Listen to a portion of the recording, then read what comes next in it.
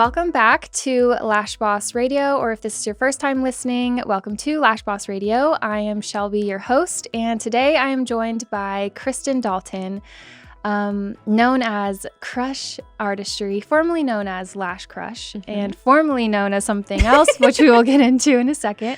Kristin is amazing, and I'm so glad that she is joining me today as my first guest on my new YouTube channel and first in-person guest for Lash Boss Radio at all. So welcome, Kristin. Thank you. Thank you for having me. This is going to be so much fun. I'm so excited.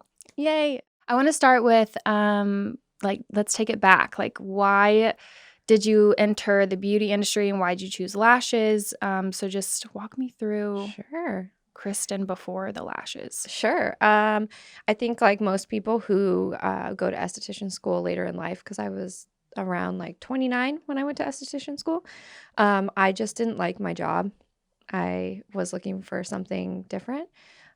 So I wrote down everything I didn't want in a job. And it basically led me to realize that I was going to need to join the trade industry or the service industry because I didn't want to check my email all the time like I was before. So I went to school, and during esthetician school, you try a lot of stuff, and lashes was tedious and ridiculous, and I loved it right away. So I kind of focused all my energy into that. And then as soon as I graduated, I just got a tiny little dungeon of a space and started lashing out of it. And it's funny because I think you mentioned before that I was called something completely different because, when you first start, you just pick a name, any name, and kind of go with it. And so that was kind of funny. And then I got a cease and desist, as you do, to change my name. And that actually is how we found Lash Krush and Krush with a K. Yes. My husband made it up on we were on a trip in Hawaii, and he's like, it should be something with Krush because that would be cute. And I was like, yeah, I like that word a lot. And then we put a K on it. And so that's how Krush Artistry, Lash Krush, everything came about. I think, how I always ask my guests, like, what was their favorite failure? I'm sure. I have so many failures. I feel like that was a really good thing that happened to you because Lash Krush is I think it's even more recognizable than what your former one was. Yeah. And it also probably brought a new, like a reinventing a little bit and getting to level up a little bit, No, absolutely. I think sometimes when we are learning, we get kind of nervous because I was like so scared. You received that kind of letter and you're like, oh, they were actually so sweet about it. They're like, you have 3 months just because we know it's hard. Yeah. And it made it feel more custom and more like myself. And I think the one thing in this industry that sets you apart is being yourself completely, right? So obviously like aesthetic and things like that play into that, but a name is really important, and making sure you trademark it and making sure you go through those steps to make sure it's yours is super important. So I do say to all the ladies out there, if you have an awesome name and you have not gone through the trademarking part of things, it's pretty easy. You can do it on LegalZoom. You can do it on anything. You can have a lawyer help you, but it's really an important step. Yeah. Yep. Totally. And I think a lot of times when people go off on their own or start their own business, they're just like, I don't even know what I need to do. I know that there's a lot that I need to do, Yeah, but absolutely. Google is a really nice place. You could learn how, like learn all of the things that you need to do, make a list and check it off as you get through it. But that's one of the first things that should happen for sure, because you don't want to start your journey and then have to change it later. But then again, if that dook happen to you, look how it happened for you. Like, it ended up being a good thing. So yeah, I honestly, it's funny because at that time I hadn't even set up like an LLC or an S corp or any of that stuff. So the reason trademarking your name is like the most vital step is because then that will be part of your legal presentation. Yeah. Right? Exactly. So I do think anytime you do have a little thing like that feels like a hiccup, you always learn from it and you always get better. But like you were saying, when you start a business, it is insane the amount of stuff you don't know. And I feel like my husband went to like UCLA business school, and he always jokes now that he's like, wow, well, you have had an entire business degree. Yes. But it cost you probably $40,000 versus, $200,000. So you can be grateful for that, Exactly. Yeah. Yeah, I went to school for many things. I changed my major a lot, but business, I minored in business. I'm like, did I? Yes, I did. And I learned nothing compared to what I know now about business. And it wasn't until like a few years into running my business that I really started to like get my groove and find, Yeah. ways to improve and stuff. But I feel like I've been seeing this theme a lot on Instagram, especially like you're a service provider wanting to work for yourself. That Yeah. doesn't always mean it might be a shock to you how different that it is working by yourself, like going up to the next step of like being a employer too. And Yeah. you've done that. Talk to me about Sure. the transition from working by yourself to welcoming people into your empire, because you've had a few different changes along Sure. that journey too. Yeah. I think maybe one of my strong suits is recognizing when something isn't working and being very comfortable changing it. I think you should always keep an open mind, because it's not good to keep like pedaling a bike that has flat wheels, right? Mhm. So early on, I opened a shop. And it felt more like employer kind of thing, even though it was room rental. I wanted to control everything. And I think we all feel that way. We all have like a mission and an idea of what we want. And I think that really kind of held me back. And so I moved into like the straight rental more mindset.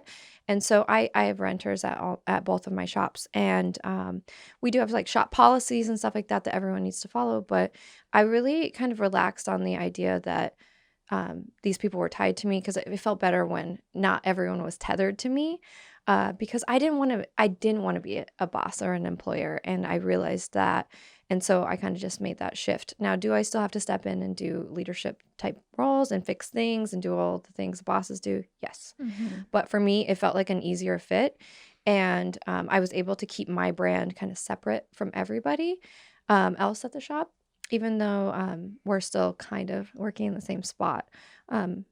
It just worked better for me. I felt a lot happier, and a lot like the weight was lifted off. How do you feel about having like you have so many employees? I do. Yeah. What I'm hearing of what you're saying, or what's coming across to me, is that there are different ways to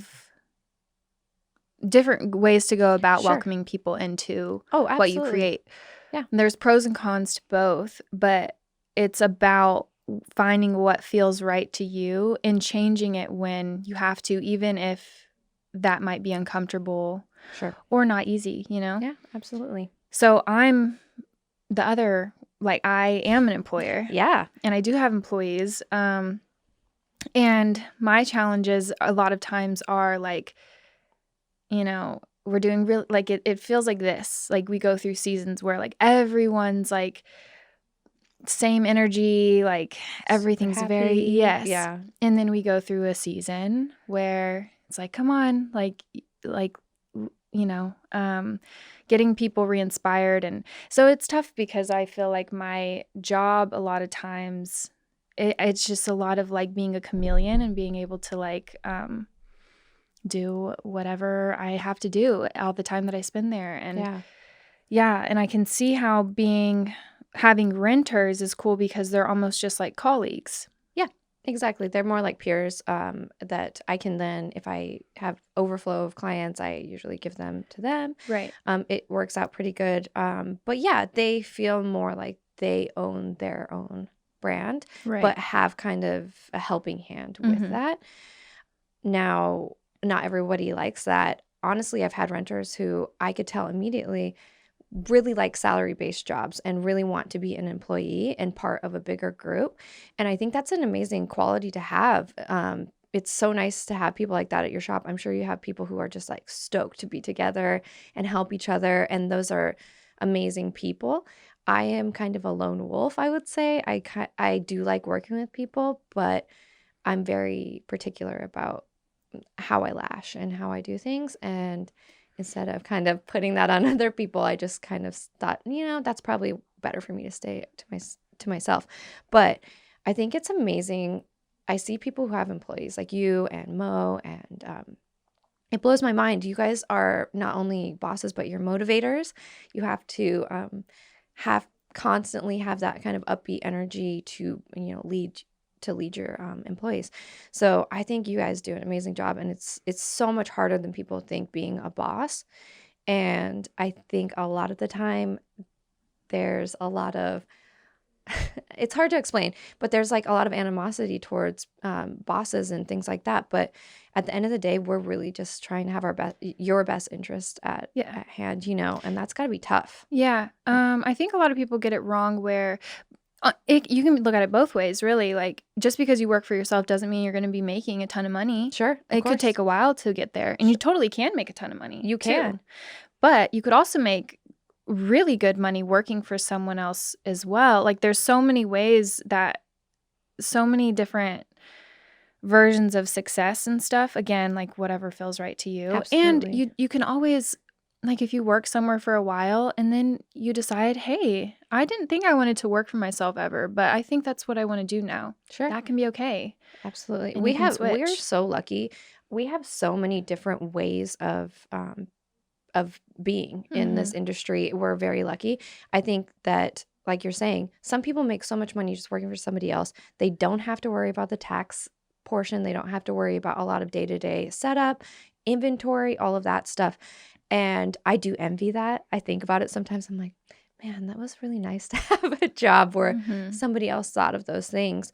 But at the end of the day, some of us are just meant to, or just want to kind of be on our own. Yeah. So, and you can always, lucky. If you and that could change next year. Like, if you guys hear me talking right now and I'm like, I would never do this, who even knows what I'll do next year? Because never say never. I never thought I'd do permanent makeup.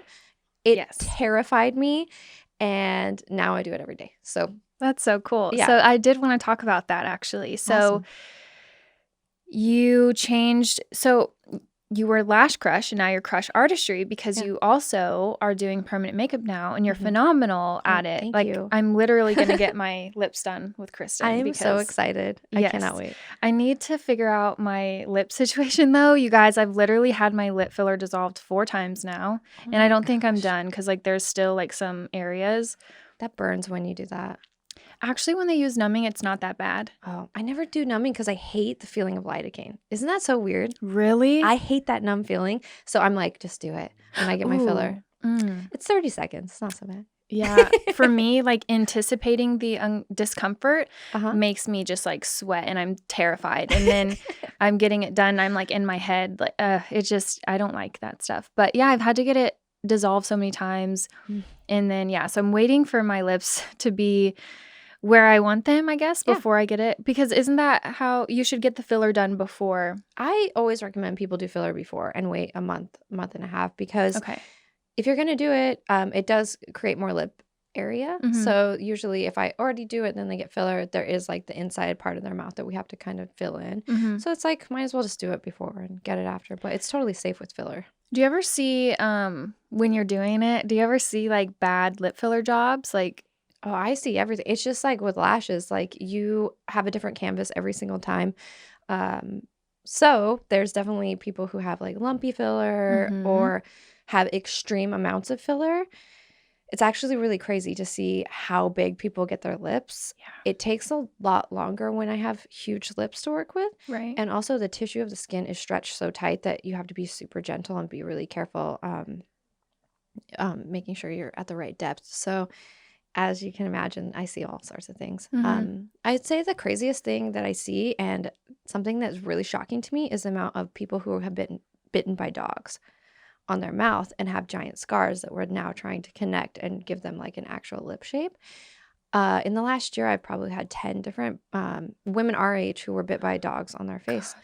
It's a really serious thing, and it happens all the time. And I think we just don't think about it. But be careful with your kids around dogs. Even sweet baby angels, they're just I don't want to be touched, and that can do permanent damage.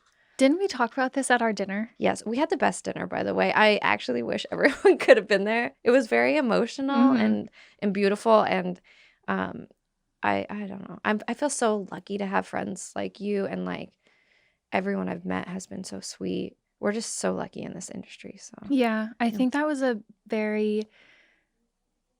it was definitely a moving dinner. We all were there like much longer than I'm sure any of Oh us yeah, it thought. was like 3 hours. Mhm. Um, but I felt like it was like a pivotal moment in our relationship Sure. because I felt like I knew you so much more, Mhm. and I feel like you probably felt the same. And I think, I don't know, when I first met you, I personally was like,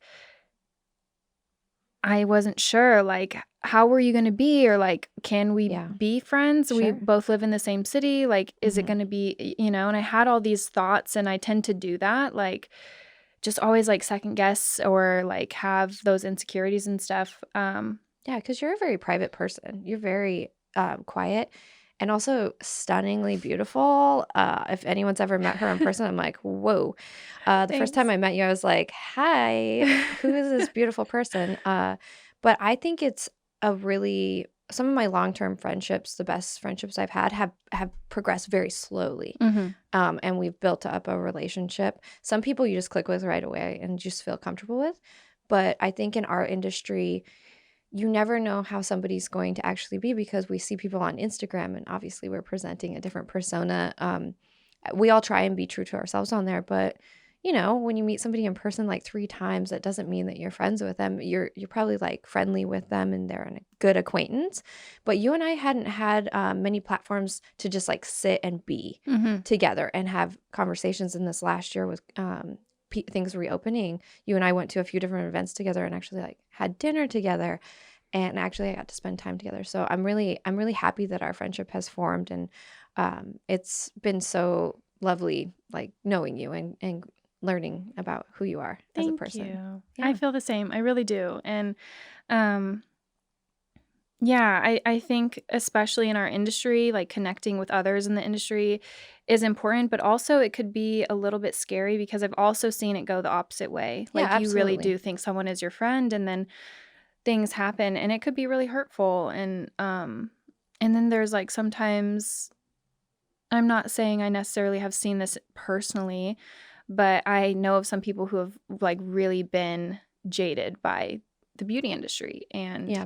Well, I yeah. think there's bad people wherever you go, or people who you're just not going to fit with. And I think just because we all do lashes doesn't mean we're very similar people at Yeah. all. And there's obviously people who present one way, and then when you're actually with them, present something completely different. I tend to, like a true Gemini, just like ghost people like that. Mhm. I just don't invite them into my life or my energy anymore. But I think everyone handles those things very differently. But like you're saying, you think you know somebody just because you've watched them grow or change, and then you meet them in person, you might not fit. And I Right. think that's totally fine. Yeah. I luckily haven't had any like crazy blowouts or anything like that, but I think that strong personalities coming together, sometimes it happens. Mhm. I agree. Um, okay, going back to permanent makeup though. Okay, let's So do this. you do you feel like being a lash artist first affected the way that you are as an artist in the permanent makeup world? Like, Sure. you feel like people that add that to their menu as a lash artist have a leg up versus randoms because you don't Yeah. need the same kind of license. It's a health department. No, yeah, and I can cover all that. Okay, so we are amazing at permanent makeup because we do something tedious and really slow moving all the time. You have to be patient and you have to also be willing to put in practice. And Mhm. I feel like lashing has been one of the hardest things I've ever done. And same with permanent makeup. You have to have kind of a zen mind about it. Like you're creating ephemeral art. You have to be able to like let your ego go when it comes to your work. You have to just try to make your client happy within, keeping them safe. But I think it's an easy transition for lash artists because we already have a built-in clientele that's returning. So adding something like permanent makeup to your menu, those people only return every 1 to 2 years. So it's more, for me, it's the best supplemental income of all time because you could just take 2 clients a week and then you would have, let's see, $4,000 more a month. So it increases really quick with only minor amounts of adding time. So lash artists, I've trained quite a few now who are now doing lip blush, and they're instantly understand that this is going to be like something they have to practice a lot, and they're not afraid to touch people. I think that was the hardest thing for a lot of us to learn at first, is putting your hands on people, moving them to get the right angle. And so I think it's one of those things that's made perfect for artists. But a lot of people have to get over the empathy side of it, because you do cause people pain. It's painful. It's not like lashes where someone can sleep. I do have some people who sleep, but you really have to think more like a doctor. Like, I have to get in here and do my job, and I'm going to do it quickly and correctly. But you have to kind of be like, okay, we have to get through this, because some people are very sensitive on their mouth. But licensing. Yeah. Sorry. Okay, so the cool thing about being a cosmetic tattoo artist in Texas is that we don't need any other certifications or anything like that. You can get advanced certifications, kind of like what we do when we get out of lash school. I recommend you obviously take courses. I don't recommend going to people who are quote unquote self-trained. I think that's amazing if you are it comes easy to you, but I think taking trainings is super important because you're going to learn a lot about your client's skin. If I saw somebody doing permanent makeup and they said self-trained, I'd be terrified. You'd be shocked. There's a lot of people out there who just pick up. Not to knock anyone. Yeah, it's kind of scary. Good for you, but also I will continue taking trainings like once a year until I die, probably, because I really, really like being in that beginner's mindset. It really makes me curious. It makes me energetic. It adds so much to each appointment. So I totally recommend, if you're doing lashes, find a good lip blush trainer or brow trainer and give it a shot, because you might fall in love with another service. So how many, you know how whenever you take your first lash class, some people going into it, they're like, okay, I'm going to be able to like, bang these sets out and stuff. It takes a while for most people to get very good at lashes. Sure. How's that like for lip blush? It's really similar. Your clients are happy at the beginning and now, right? They don't know the difference between how good you were when, you started and when you ended. I would say it's much more frightening at doing permanent makeup, because obviously you're doing something that's semi-permanent on someone's face with a needle. But yeah, I would say I feel very comfortable and like I have a superpower now after like 2 years. But I feel like we all hit that point at different times. So with lashes, I think it was the 2-year point for me where I was like, whatever comes in here, I can tackle and problem solve and make a pretty set. Right. Yeah. What changes though? Like, is it like the depth of your, I don't know, There's so many things. Is it the shape? I think your shaping gets better. Your color choice gets better. You're less like whatever you want, like how you do when you first start lashing, how you're trying to constantly make them feel better. I can read red flags a lot faster and say, are you sure you want to do the actual color red? I've had a couple of those, and I just make them sign a separate consent form, because that's a bright color, Something saying this isn't what I professionally recommended. Yeah, I recommend a more natural color, but you're choosing something that is literally like a dark color for your mouth. And a lot of those deeper pigments or pigments that are inorganic, they last up to 5 years or more. So you have to treat these sessions, I know we call it semi-permanent, but you should treat them as a permanent session, because for some people, especially older clients, their skin is drier and thinner, and sometimes it lasts for 30 years. Jeez. So, yeah. Wow. Yeah, there's a lot to go into. Yeah. A lot more about anatomy and actual human bodies than lashes. Right. Yeah. Man, I just forgot what I was going to say. No, it's a lot. I know. I kind of just like during the training, everyone's always like this by the end of the day. Oh, for sure. Which is great. I'm like, good. I did that too. Well, I wanted to talk about your reels because you made one the other day about inorganic pigments. Yeah, And I was just like reading every word of your caption because I didn't know anything about that and I was just interested. Yeah. And I think it was nice to be reminded that like there are some lash clients too that don't understand things that they're going to be reading the full caption to find out what you're saying. So you've been making a lot of reels lately. Thanks to Mac, she's like, get going. What are you doing? Like, you know. So thank you, Mackenzie. Love you. Yeah, your reels, you've been really consistent with them, and some of them are funnier and some of them are more informative. Sure. Walk me through making reels. Yeah. Getting on the reel bus. So I always recommend, and we go through in all of my trainings, I always try and do a social media part because there's really no trick. I think people are constantly looking for a trick on how to get more followers. It's consistency and doing it as much as possible. And that's the same with practicing lashes or permanent makeup. Yes. There's no easy way around it. You have to make a reel every day, or you have to set it up where you're consistently posting. So if reels are too hard for you to make, then do a post, a reel, and that's your weekly like schedule. So setting up a schedule is important. And figuring out your audience is important. Once you have that, it actually becomes super fun. Like sometimes I can't wait to make a reel because I can't wait to deliver that knowledge to one of my students. I get inspired by their questions.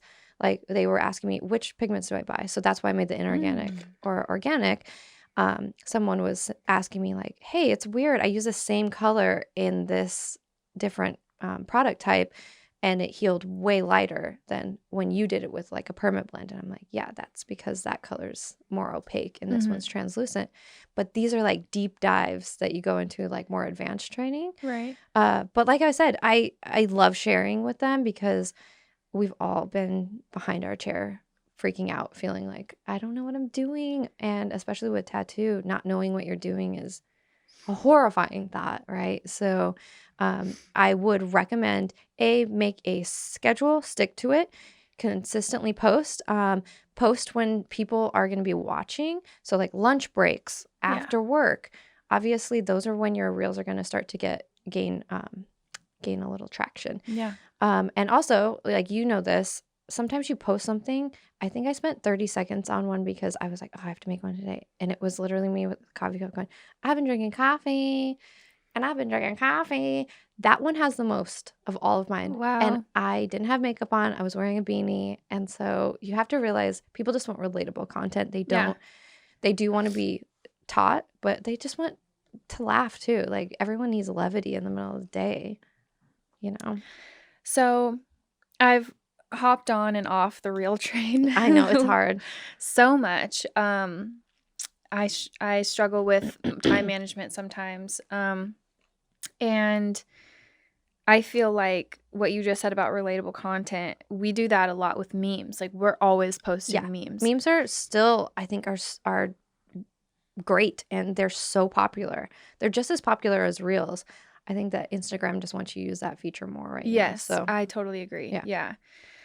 Well, note to self, I will be posting more reels. But no, I've noticed that you're great at it, and just had to tell you, like one of them, I was like really reading. And oh my gosh, interested. I can't believe you read that one. I'm so excited. Yeah, well, I watch all of them. They always pop up on my feed. Like, awesome. I am not on like the Lash side of Instagram too often. I'm usually on my personal page, but when I do venture over there, you are always up there. Mo is up there. And then some girl, is it Beauty by Val or something? I think like so. that? I get all of hers too. Yeah. And that just shows you the power. Like, yes. I have never spoken to her. I watch all her stuff. I think it's hilarious. I watch so many people that I feel like now I know. Yes. Like if I saw them at LashCon, I'd be like, oh my God, you're famous. I know. Yeah. And they have they get like 3,000 likes on their stuff. And I was like, I don't know how they do that. They're amazing. Yeah. And imagine like that coming across a client's feed and you're like, that person's in my city. Like, I want to go there. Yeah, they're like cute and funny. Yeah. I think that people just want to go to brands or support brands that they feel connected to or feel like they kind of know a little bit or like can trust in some way. Yeah. I think, I can't remember the statistic, but people who show their spaces get way more clients, far more clients than people who don't. If you're just going to have a page full of eyes or lips, Yeah. that's great. But people want to see where they're coming. Yeah. And if it's really nice, they're going to book the appointment. I do that. I would never trust a page that didn't show me the artist or where they work or the actual like vibe of who they are.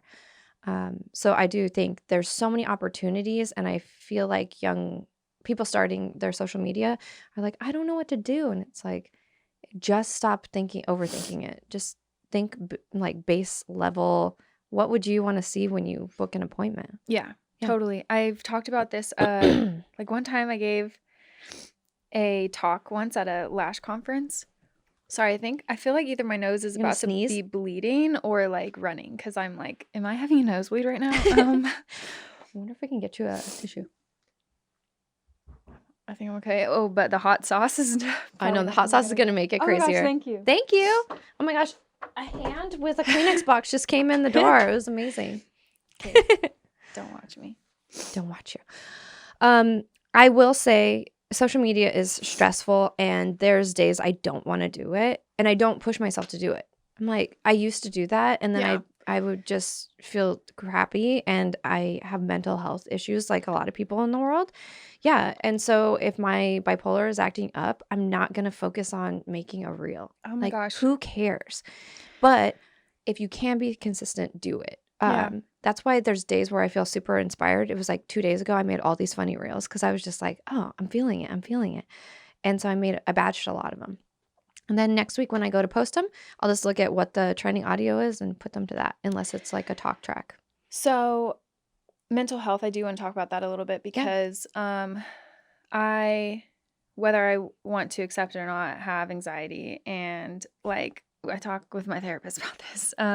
But the way that I function is like I have to set up my future self to help them out a little bit. Like if I leave things till the last minute, or if I'm not prepared in some way, I don't know if I'm going to be having a day where it's going to ruin my whole day. And so you saying that, I was wondering, what is that like for you with bipolar? Like, how does that affect you as a business owner and a mom and all of that?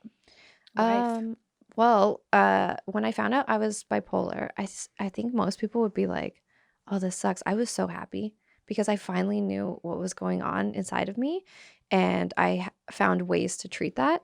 And so I take medication, I go to therapy. I'm very happy. If I had been this mood stabilized from when I was, 10, I probably would have achieved so much more in my life.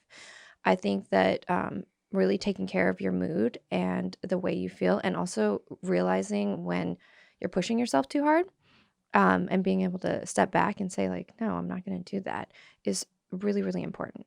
Because there's some days I know I can't do that. I can't relax, or like trainings, right? I have to show up for those people. I have to show up 100%. I owe it to them, and I love to train.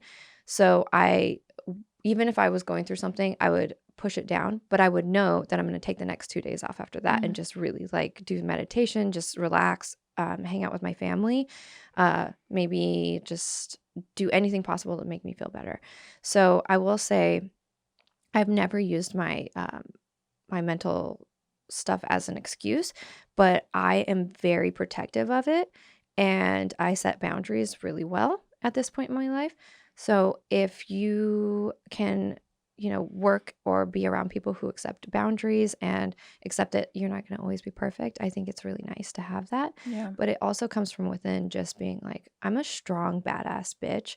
But yeah, I have a mental disorder and I have to take care of it.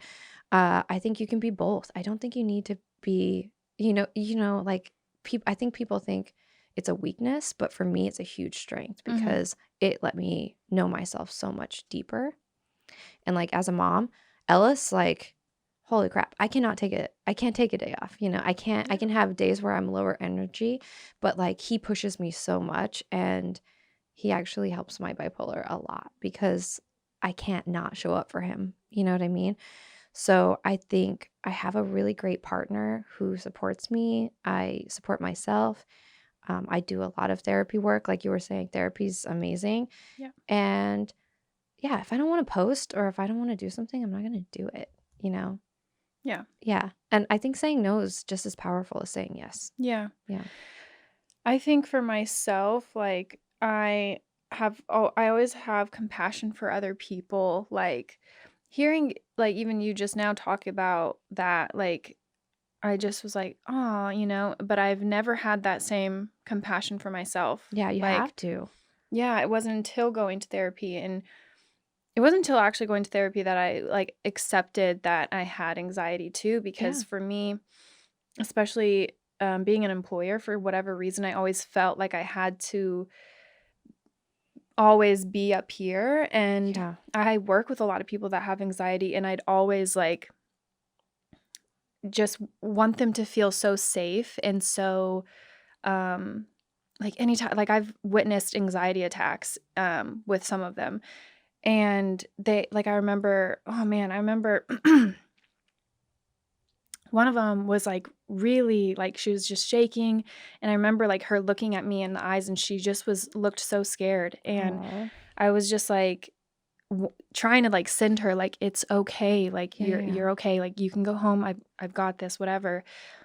And then it wasn't until recently where I really started accepting like I also go through those things, and I stuff it down, or I Yeah. don't want to accept that, and it's actually made it worse. And I feel like accepting it, working around it, working with it, leaning Yeah. into it a little bit, really helps me in all aspects of my life and stuff. But it's interesting how many people you come across that are battling something, that have some type of, whether it's depression, anxiety, any mental thing that they're struggling with.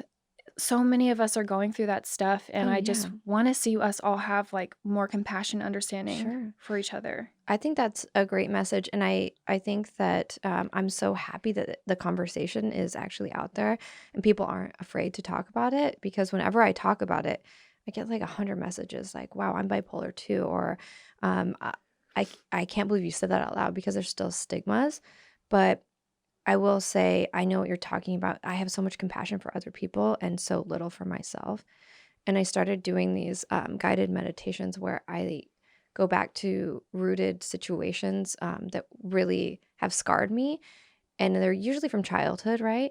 And I literally just hug like little me and just say, dude, Yes. you're going to be fine. Look at all this cool stuff that's going to happen later. Let this person have their evil win, or like do whatever they need, because you're going to be better. You're going to be fine.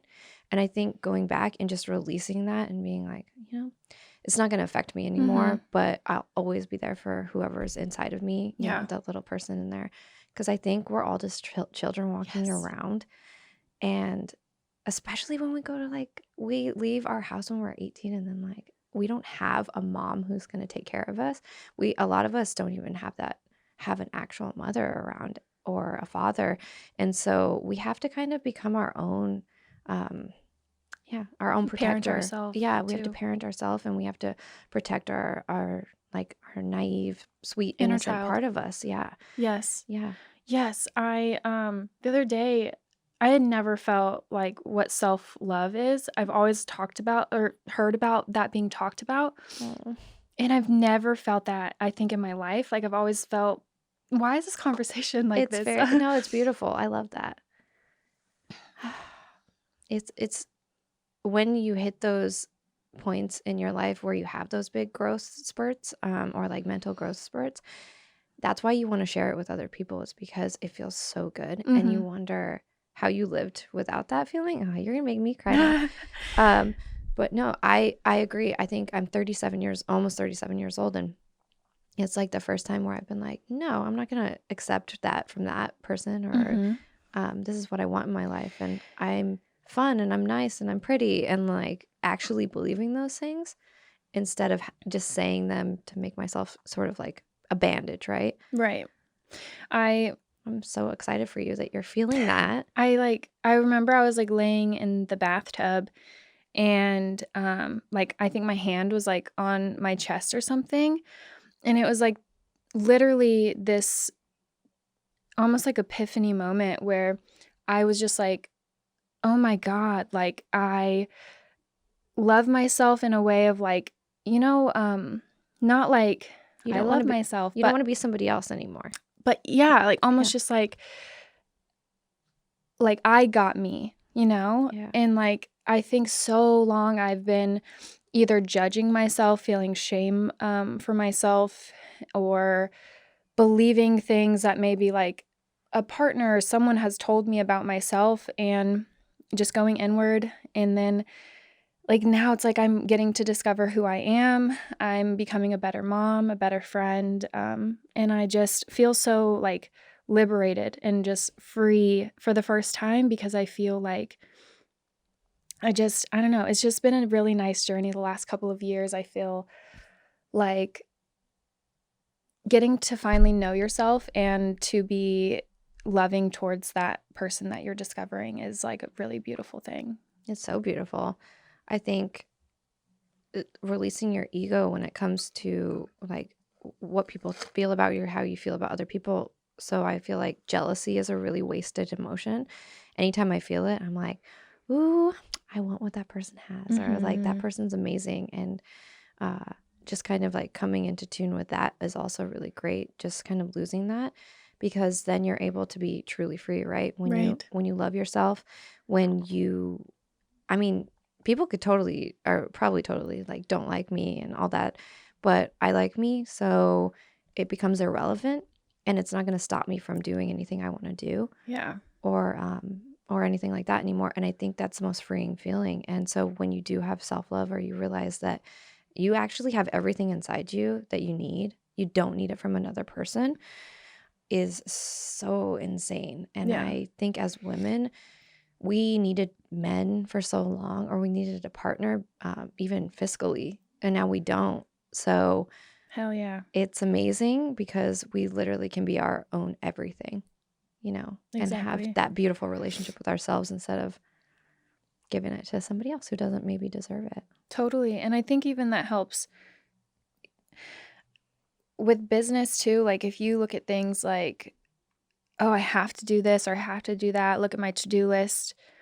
Look what I'm not doing. Look at all the dreams that I have and I'm so far from them. Whenever you feel free, it becomes like it's just like you're in this flow state of like you then just start receiving things and you're acting out of just gratitude and love and happiness and joy, 100%. getting to do Yeah. what we do. We have a Yeah. really cool job. We have great Lash jobs. artists. I love in it. beauty industries. Never, So cool. never ever do I like wake up and I'm like, I hate my job, I don't want to go. Sometimes I'm being lazy. I'm like, I would rather sleep. But like, who doesn't feel that? Mhm. But I agree. I think when you start, so I always try and set things up so people can visualize them. But before, I felt like I was always swimming upstream again in a river, like trying to please people, trying to do these things that I didn't want to do. And then once I relaxed and kind of let go, I'm floating, and the river's carrying me to where I need to go, Yes. right? So it's just like, stop resisting. The universe actually has a great plan. It's going to test you. It's not going to be easy. So when I see those things where it's like, just trust the universe, that is a hard thing to do sometimes. Mhm. When I started doing lip blush training, it was like 6 months ago, and I was like, I want to do this, but I don't know if I deserve it. I think we all feel like, should I put myself in that place of leadership? Would people even come? Am I going to prove all the people who hate me right? Like, I had those feelings. I think everyone does. It's like, wow, is ever going to laugh at my failure? Nobody does that. Like, why would people do that? But you've been in that situation where you think like, oh, if I mess this up or nobody comes, or that I'm a Yeah. failure. And I was like, no, because I'm going to try it. And if it doesn't work out, it's not my purpose. And then I have 2 sold out classes this spring. And That's I do awesome. not know. I like know how it happened because I worked really hard for it. But I also, it just goes to show you, like, you have to become part of the process. You have to put yourself out there. You literally have to like be in the most vulnerable position possible to start getting what you want. I think what you say, trusting the universe, is not necessarily inaction, do nothing, just wait. It's Exactly. just start paying attention to your intuition and what feels right, what doesn't feel right. That could even be people you're around or working with or working for. Yep. Start paying attention to those things, and that is the universe telling you where to go. I remember I cut some lash clients. I cut my days down to 3 days of lashing, which is so funny. I still lash 3 days a week. People are always shocked that I still actually work. Like, I'm constantly lashing. But I remember cutting some people, and I was like, I just cut like $3,000, or like I was putting monetary amounts to it. But I had to make that time to make videos, to make, prepare for lip lash trainings and stuff like that. And I remember the universe testing me so hard, being like, okay, well, now this is going to cost you financially. And do you really want this though? It's really just testing you to make sure, like, are you sure you want this? Because it's not going to be easy. Yeah. And now I've set it up and I learned so much so that now financially things are like normal again. But it's like, you do have to sacrifice, and you do have to do things that feel super uncomfortable, right, in order to grow and change. And if what you want is truly what you want, you will stick it out and you'll figure it out. And you mentioned earlier about like releasing the ego in it too. Like a lot of times that can feel like you're white knuckling something or like trying to force something. Absolutely, yeah. And that never works out. It never works out, because that's not what you're supposed to be doing. Like the discomfort sometimes could be showing you a different way. It also could be something where the opposite, it could be like the right thing too. Like in a way, I guess, if you're acting in a place of like, I just want to stay comfortable and I don't want to go out of my comfort zone, that could be one thing. But if it's more about like, this isn't working, but I'm going to keep doing it because they're going to think this, or my parents are going to think that. Yeah, never do something because you think you should be doing it. Right. Right? It's like when I had 2 locations and I closed one, I literally had people saying, like, whispering, like, oh, did you hear she went out of business, or that place went out of business? No, it didn't. I had to literally pay for that location to go away. And I moved into a bigger location, and I completely didn't care at the same time. Like, I just knew this is the right decision. I knew it. And the reason I knew it also was because opening location number 2 was an ego move. It was just, I think I need to do this. This is the next step. I have to do this. I'm not going to be happy until I do this. And it never was okay. Not one time in those like 3 years that I had 2 locations. I hated it the whole time. Yeah. But I was just acting out of like, God, I just need this to work, because, how am I going to go backwards now? But I didn't go backwards. It was just, I pivoted, and then everything opened up, Yeah. I think people see things like that as failure, but really, if you're a smart person, you will never look at somebody pivoting or realizing that something was wrong and changing it. The people I think are like in the worst positions are people who are in a marriage that sucks and they stay in it, or in a business that they hate and they stay in it.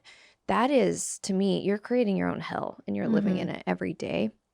If something feels wrong and you don't make changes, then, it's kind of one of those things. It's just like, how bad do you want to be happy? Yeah. And I think you are so successful, especially in Austin. I mean, I still send people to Shelby all the time because I'm like, I'm not going to take you, but like, you're on Westlake, go to Shelby.